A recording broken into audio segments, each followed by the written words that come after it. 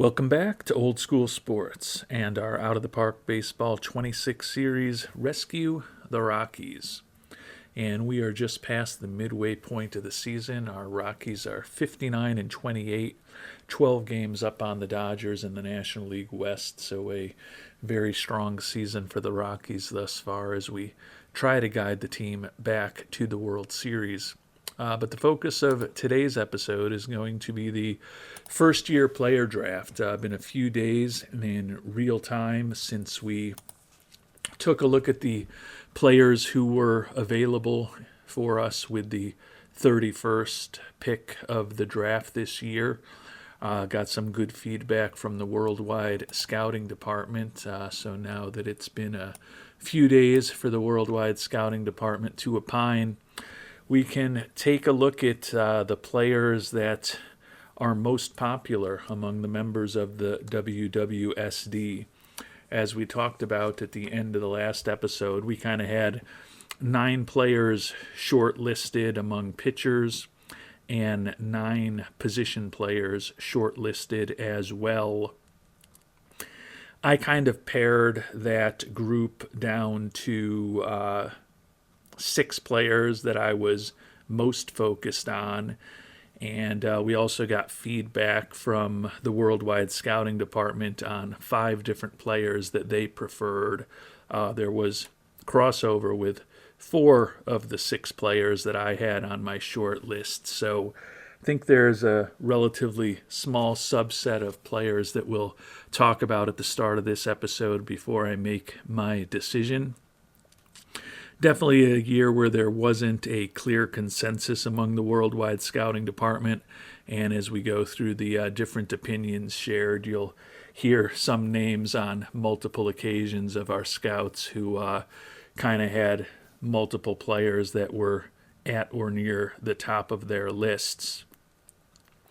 We'll start with one player that was on my short list that was not mentioned by anyone in the World Scouting Department, and that is a pitcher, actually, if we could pull up the proper screens here.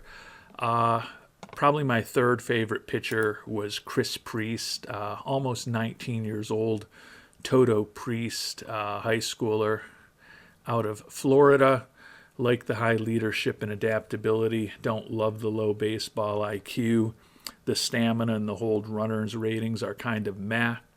But we do think he can ultimately get to triple digits on the radar gun.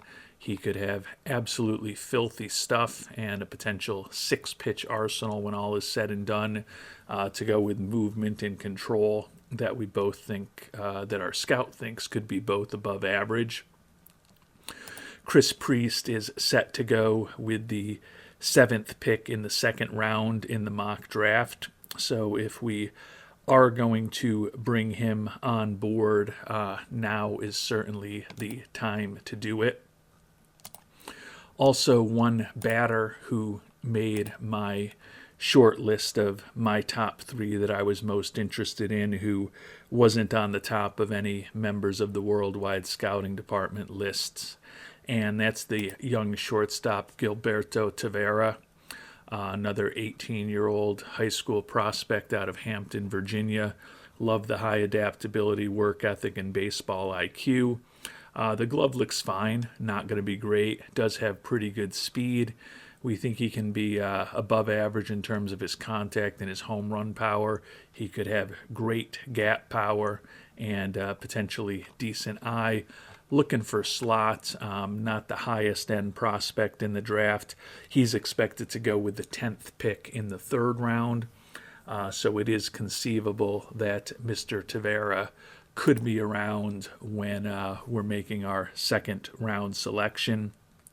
Similar to Priest, he was the 3rd of the 3 position players who kind of made my short list.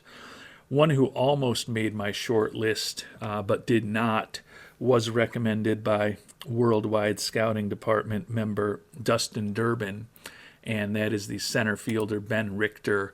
He's projected to go with the 14th pick in the 3rd round, so just after Tavera. Another guy who we like his personality, high adaptability and work ethic, kind of a meh fielder, decent speed, decent base running instincts, and the contact gap power could both be well above average to go with an above average eye, and acceptable, albeit slightly below average home run power if he reaches his full potential. For an 18-year-old, the eye and the gap power are both pretty well developed. So I do understand where Dustin Durbin is coming from in his recommendation for Mr. Richter. And although I'd be very excited if the pitcher Chris Priest, the center fielder Ben Richter, or the shortstop Gilberto Tavera were around with our second round pick, realistically, I don't think I'm going to go with any of them with my first round pick, because fortunately there was a lot of crossover. The two top pitchers that I liked were very popular with the worldwide scouting department, and the two top position players that I liked were also very popular with the worldwide scouting department. Ultimately, the WWSD preferred the pitchers a little more over the position players, but we'll talk about the position players first. Shortstop David Hood, someone I talked a lot about in the last episode, coming out of USC. Looks like he could be a good, solid major league hitter with a pretty solid glove, a lot of real good personality traits. I don't know what a personality plate is. I think I was starting to talk about the fact that he's been playing against a great level of competition at USC, where he hit 300 the last couple years, only hitting 261 in the draft league right now with the State College Spikes. Very high scouting accuracy, 70 potential, and at the age of not even 22 is pretty well developed, not far off major league quality, and hopefully he can do better from there. I mentioned that in the last episode that Hood not projected to go until the 25th pick in the third round. So he is a guy who I feel maybe you can take a risk on him and hope that he'll be around in the second round. That said, he was ultimately strongly recommended by DLL First Base 14, Wyme 943, Not My Four Ply, and Avery Shayham as a guy to perhaps consider taking right now. And we got similar recommendations on a high school shortstop, and that is Michael McCottrell, also known as Witto. McCottrell expected to go with the first pick in the second round, so he is expected to be off the board with the next pick. Mentioned in the previous episode that those of you who followed our Buffalo Wings series a couple years ago when we did an expansion team, we had a great player that we drafted out of Fordham, Deshaun Seifu, who had a somewhat similar profile to McCottrell, although Seifu was definitely a better player with even better contact. But the eye and the gap power for McCottrell both could be excellent to exceptional. He's got outstanding speed, although his base running instincts aren't particularly refined at this point. No home run power to speak of. Do like the high work ethic and think he could be a pretty versatile defensive player. McCottrell was the recommendation of Not My Four Ply, Joshua Dingler, and Raven Spawn 3. So McCottrell and, of course, Mr. Hood, a couple of shortstops who were both pretty popular with the worldwide scouting departments and certainly on the short list of players for us to consider right now. I did mention, however, that my two favorite pitchers were also the two favorites of the worldwide scouting department, and even a little more support for the pitchers than there were for the position players. Alex Morales is the high schooler that was popular with the worldwide scouting department.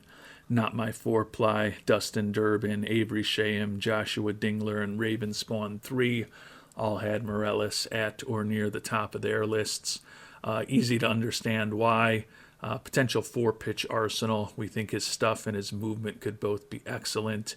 The movement for a 17-year-old is outstanding with those ground ball tendencies and that movement.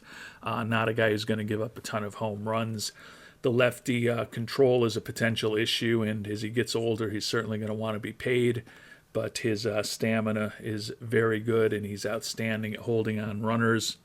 Morales expected to go with the second pick in the second round. I think I did misspeak when I was talking about McCottrell when I said he was going to be the next one off the board with the first pick in the second round. There are actually still 2 supplemental picks between the beginning of the second round, but clearly McCottrell expected to go at the top of the second round, and Morales expected to go with the second pick in the second round. Unlikely to be around the next time that we are on the board. And last, but certainly not least, would be Mark Bow Wow Canfield, who ultimately is the choice of the worldwide scouting department, although when we talk through the recommendations, you'll hear several familiar names who had him at or near the top of their lists, along with one name where I did get a very clear opinion that this was the one guy they really wanted. Bow Wow Canfield, lefty out of Western Kentucky University, and he is basically ready to go to the majors right now. 22-year-old, his skill set not far off the majors. Potential 4-pitch arsenal, although he definitely has work to do on that changeup. Stamina, excellent. Holding runners, outstanding. Ground ball tendencies, think he can get to the mid to high 90s. Scott Donovan is the scout that I recommended, who had a clear flag in the sand as far as his number one guy, and that was Mark Canfield. And then DLL first base 14, Why Me 943, Not My 4-ply, Avery Shaham, and Raven Spawn 3 all had Canfield at or near the top of their lists as well. Canfield, similar to the college shortstop we talked about, Mr. Hood, is not expected to go until late in the third round in the mock draft. 28th pick in the third round for Canfield. As we have talked about in previous years, definitely seems like the pitchers are underrepresented in the mock draft. So my assumption is that he will go materially earlier than that, and it is very conceivable that right now is going to be our only opportunity to bring Canfield or Morales on board. And I think we can absolutely say the same thing with Michael McCottrell, and possibly say the same thing about David Hood.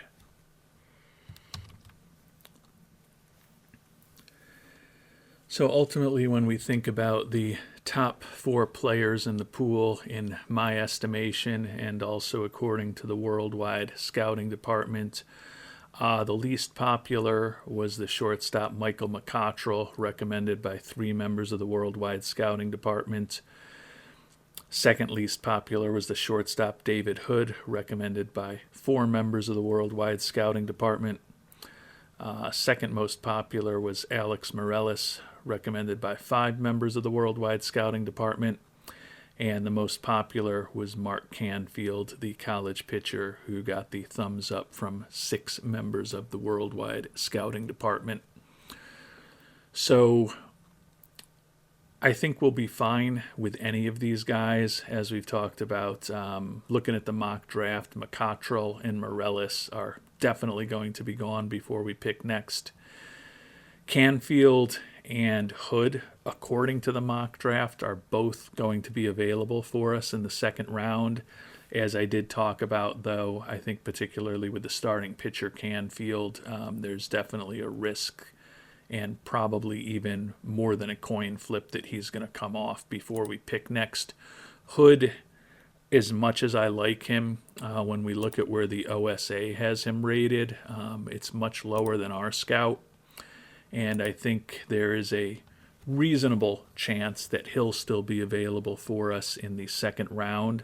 So as close as he is to being able to help us and attractive as he is overall, I'm going to roll the dice that in a worst case scenario we get somebody like a Hood or a Richter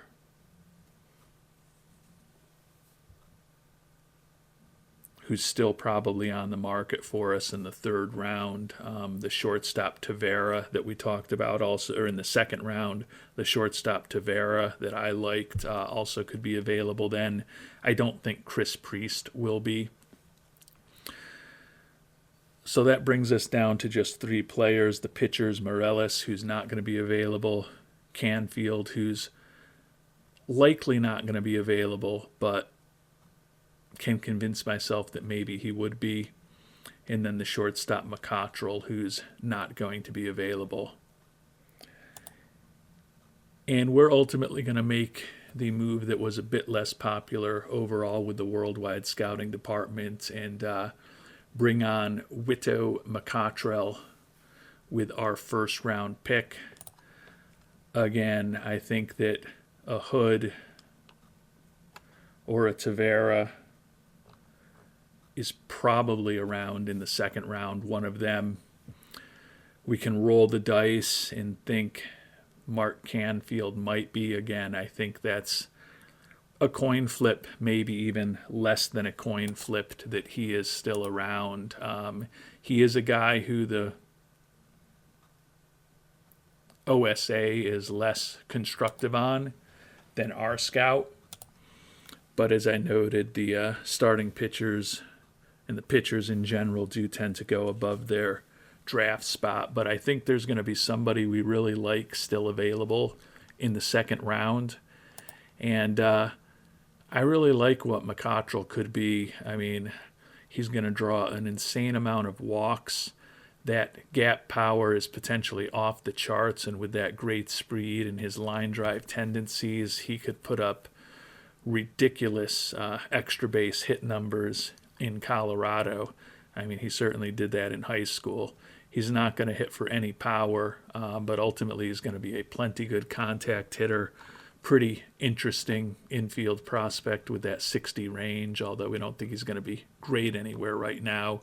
There's time to improve that, and hopefully his high work ethic will help with that. So ultimately here in the first round, we are going to go with a guy who's supposed to come off the board relatively soon. We certainly don't want him going to the Dodgers. So we are going to bring on board for $3.4 million, hopefully, shortstop Michael Wito McCottrell. And we will see who is still on the board for us with our second round pick. Does Canfield slip through? Does Hood slip through? Those are certainly the two that we're most interested in. Obviously, we would be very interested in Morellis, but we're not expecting that he is going to slip through to us.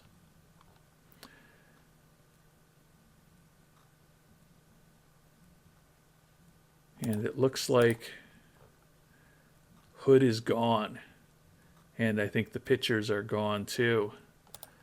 So there were other people who liked the guys that we were hoping might fall. Some of you might have seen this before the screen where they went. Gilberto Tavera, who I liked, went with the 20th pick in the second round. Ben Richter, again recommended by Dustin Durbin, went with the 16th pick. David Hood, the shortstop, went 14th in the second round, so almost a round and a half before projections to Cleveland. Chris Priest with the 6th pick in the second round. Mark Canfield with the 3rd pick in the second round. And Alex Morellis went right behind our pick. So pretty much everyone that we were hoping might fall to us in the second round came off the books. Those are certainly the breaks. Did feel when we looked at Mr. Hood that there was a chance he would fall. He's the guy that we thought had the best chance. Again, he was supposed to projected to go with the 25th pick in the third round. wish him luck when he likely ultimately gets signed. But we will certainly make sure to track the other three big prospects. Alex Mireles, who we certainly thought about seriously. Mark Canfield out of Western Kentucky, who could certainly be in the majors in the very near future. And then, of course, David Hood out of USC, who could also be in the majors in relatively short order. And as I dig into the draft deeper, really a lot, in fact, almost every player that we talked about at the end of the last episode came off the boards. We talked about some relievers that I really liked who weren't very high in the mock draft. Ben Kelly wasn't picked in the first 5 rounds of the draft. The Yankees picked him with the second pick in the second round. Zach Day, another guy who wasn't picked in the first 5 rounds of the draft, who went with the 13th pick in the second round. And then another reliever we liked who was supposed to be a late 5th rounder, Matt Klein, went with the 18th pick of the second round to the Giants. Guys like Tavera, who we talked about, also off the board. So I thought, this was potentially going to be a draft where we might get 2 or 3 guys who were really towards the top of our list. But as it turned out, we got the guy who was my favorite player overall in McCottrell. But I did, McCottrell, as we talked about, was supposed to go with the first pick of the second round. So there's almost no chance that he would have made it to us with the 34th pick in the second round. So I'm certainly happy that we brought him on board. Ultimately, he was my selection. But I did think that there was going to be somebody that we would be a bit more excited about that we had talked about in the past, available here in the second round. The 2 impossible to sign pitchers, Steve Guillory and Roberto Martinez, who were both on my short list of 9 players, are still available. Guillory was projected to go with the 26th pick in the 3rd round, Martinez with the 27th pick in the 4th round. I don't think I take either of them here because I think at least one of them will still be around in the 3rd round, and this is a year where we've got a lot of money to spend, so we can probably get a little creative and go for someone way over slot in the 3rd or 4th round. We are ultimately going to bring on a college pitcher, Tony Pantoja, 20-year-old, almost 21, out of Campbell University in North Carolina. Only a good competition level that he has been facing. But he is a guy, when you look at his profile, who's not too far off major league quality. Certainly not as advanced as Canfield in terms of his development, and only a 3-pitch arsenal, and he's still got some work to do on the sinker. But decent stamina, like the high loyalty and work ethic. He's a guy who could be able to help us at the back end of the rotation in the not too distant future. Not looking for much money at all, which certainly can be a red flag at times. And Pantoja, also not all that good defensively, but think at less than 21 years old, he's a relatively mature prospect that we could bring on and hope for the best with. And my hope is that a Guillory or a Martinez will still be around in the 3rd round for us. So we are going to go ahead and bring on Mr. Pantoja here, who will be a very cheap signing for us relative to slot and expectations. Move on to our 3rd round pick, and both Guillory and Martinez are still there. Take a look at their profiles. Once again, Martinez, 18-year-old, impossible to sign, think his stuff could be really good. Potential 5-pitch arsenal, movement and control could both be above average. Has a lot of work to do with his stuff. Okay stamina, kind of meh at holding on runners. Do like the high loyalty and work ethic.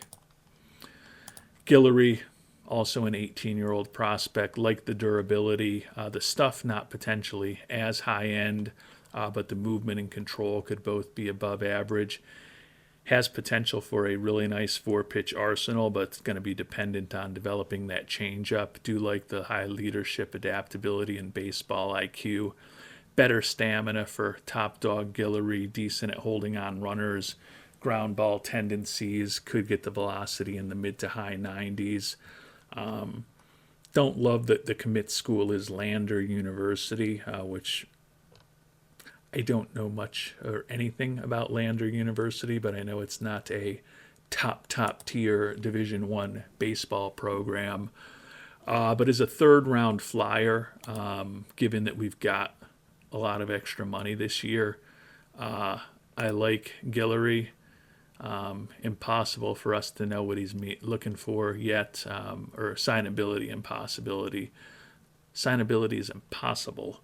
The bonus demand we don't know yet. So we'll go ahead and draft him in the third round, auto draft until our next pick. And we're going to take Martinez now too. Who knows exactly how much these guys are going to be looking for. But we're going to try to throw a pretty wide net with some potentially higher end pitching prospects. Draft Martinez here in the fourth round, and then move on to the fifth round. And you can see there's only at this point 5 players with 60 potential according to our scouts still on the board. And although we don't like the way the draft broke for us in the second round, we actually like the third and the fourth with the impossible to sign guys Guillory and Martinez, who could really boost up our pitching. And we actually like the way that the fifth round fell to us too. Kind of our favorite position player since we took Pantoja in the second round has been the right fielder Evan Garman. We haven't talked about him. Almost 19 years old, left-handed hitting outfielder.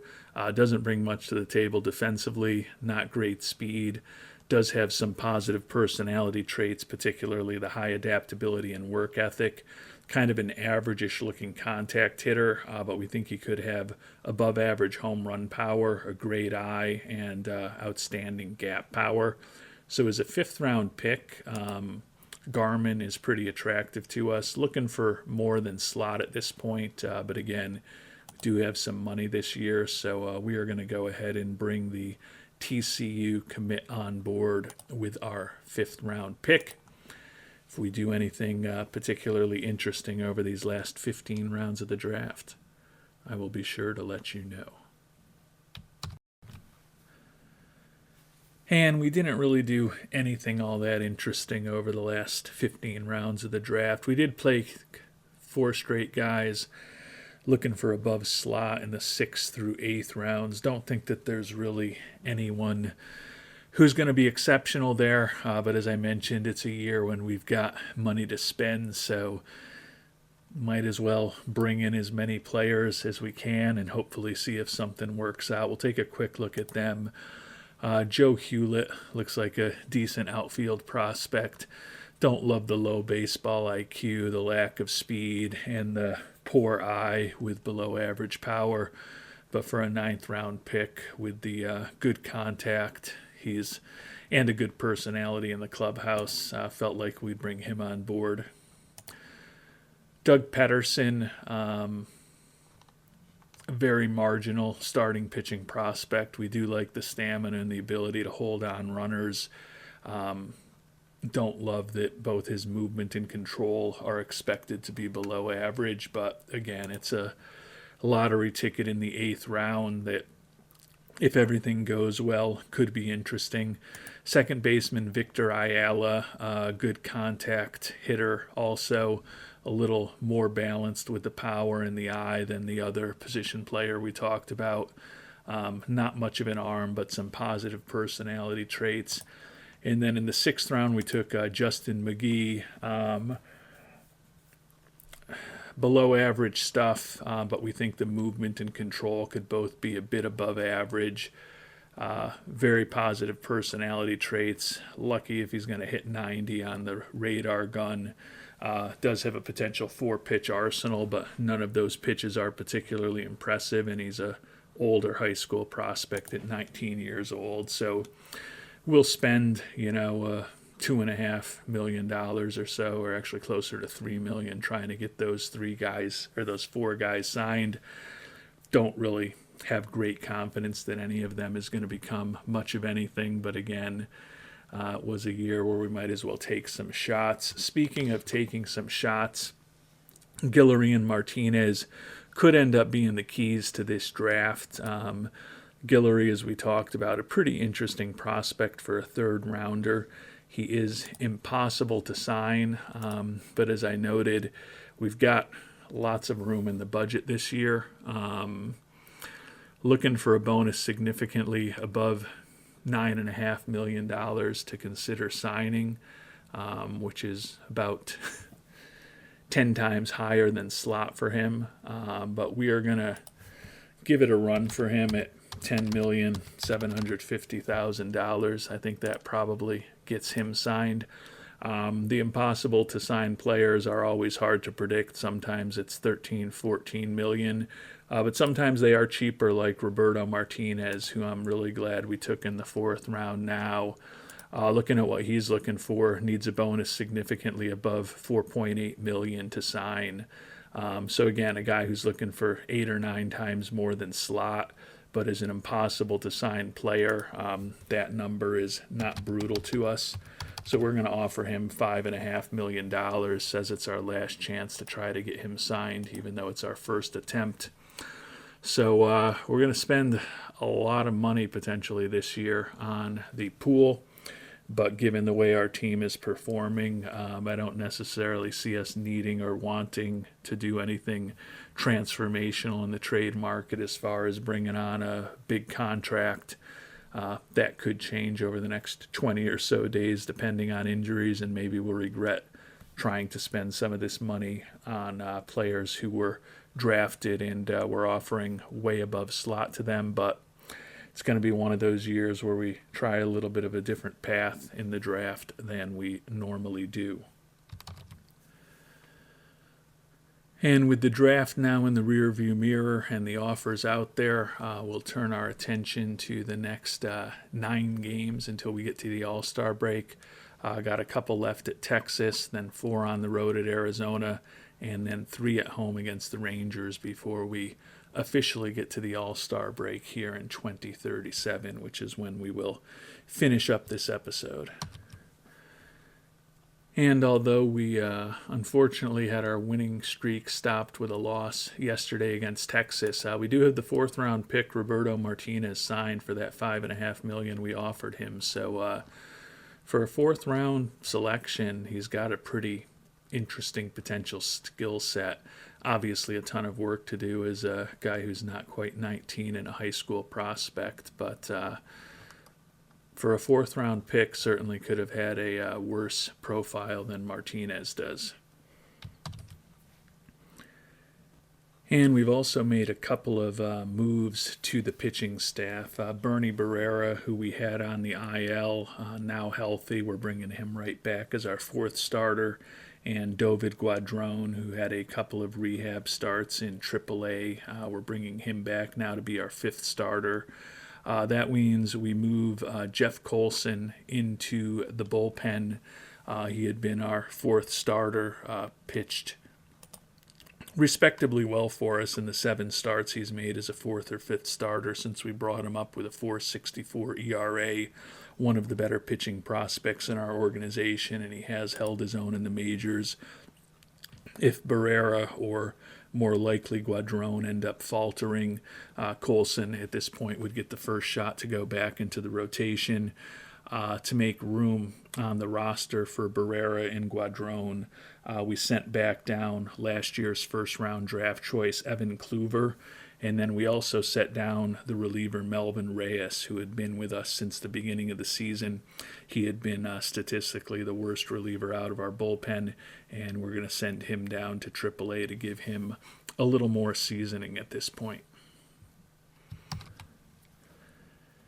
And we ended up taking the rubber game of the series against the Rangers. So 2 out of 3 there in Texas. As I mentioned, 7 games left till the All-Star break, 4 in Arizona, and then 3 more against the Rangers. I guess the positive news is that with Barrera back in the rotation in our number 4 spot,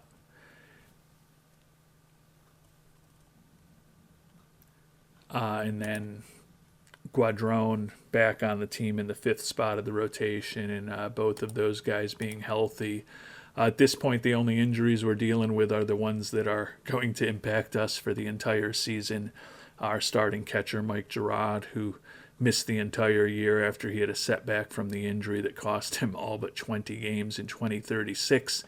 And then our number 2 starter, Noah Schultz, who had a really nice 5-year run with us, opted out of his contract this past offseason. We signed him to a 3-year deal after he opted out of that final year of his 6-year deal. And he was really good for us in 3 games before finally suffered an injury after being a workhorse for us his first 5 years in Colorado. So 2 big injuries for our team, but these are not surprises at this point. These are things that we've known we were going to be dealing with this season since mid-April when Schultz hurt himself. And unfortunately, it was a rough week for the Rockies as we head towards the All-Star break. We split the 4 games in Arizona and then lost 2 out of 3 at home against Texas. Still in a very strong position when all is said and done at 63-33, 10.5 games up on the Dodgers in the National League West. And we're poised to win a Triple Crown this year. It's just with 3 different players. J.D. Lee leading the league in batting. The rookie, Johnny Castillo, tied for the league lead in homers, and Kevin Five Tools Roberts easily leading the league in ribbies. Lee and Roberts are both 1-2 in OPS and batter WAR as we sit here at the All-Star break. The reliever Justin Gibson tied for the league lead with 11 wins, and the new addition Bob Russell is 3rd in the league in pitcher WAR for us. Take a look at the All-Star rosters before we finish things off. All-Star prospects game. Take a look at what type of representation we have from our Colorado Rockies. And looks like we've got 3 players in the game. Nils Mensch, you may remember him, IAFA signing from 2036, the number 31 prospect in baseball out of Germany, making his debut in the DSL this year, where he's hitting .393 with 8 homers and 68 ribbies and 112 at-bats. So Marquis Mensch is dominating that level. Carlos Barrel Davia recently, actually not that recently, about 2 months ago, was promoted to AA. Still struggling at that level at the age of 20, hitting just a .191. Does have 6 homers and 23 ribbies and 183 at-bats. But he had hit over 300 at the end of last year and the start of this year in high A ball. And we thought he would have slightly better relationships with the coaches in AAA as far as his development. So Barrel is hopefully still working towards an eventual trip to the major leagues in AA, but certainly not suggesting that he's ready for AAA at any time in the near future. And then Eric Schweitzer, a name that we really haven't talked about too much. He was a guy that we picked up in that big trade with the Chicago White Sox several years ago for Drew Romo when we dealt him away to the White Sox. And Schweitzer is becoming a pretty interesting relief prospect for us. Another German prospect in our system, the 21-year-old, 3-0 with a .279 ERA and high A ball this year. Probably will be looking to promote him to Double A relatively soon. And Schweitzer, although we've been starting him there just to ensure he gets regular pitching time based on his endurance, will ultimately be a reliever if and when he makes it to the major leagues. Taking a look at the actual All-Star Game rosters, Leo Martinez, despite what is really an off-season for him, once again named an All-Star, trying to win a fourth straight Cy Young Award this year, but that seems very unlikely. 5-4 record with a 4.03 ERA, does have a 2.4 WAR, but seems, I think you could fairly say that Mr. Martinez is getting this all-star nod based more on reputation than anything else. Also have two relievers, Gibson, who we talked about, 11-3 with a 2.50 ERA, striking out over 12 batters per 9 innings again this year. He's been a setup man, part-time stopper for us, and having another great year. And then last year's Mariano Rivera Award winner, the brilliant Chris Kennedy, having a nice year for us. 4-0 record, sub-3 ERA, striking out almost 15 batters per 9 innings. Actually not as dominant as he was a year ago, although he is striking out more batters. And his strikeout to walk ratio this year is a ridiculous 15.5 to 1. But still, when we look at some of the other numbers, the 3.6 WAR that he put up a year ago, the sub-2 ERA, probably not as good this year, especially when we look at the shutdown and the meltdown ratio.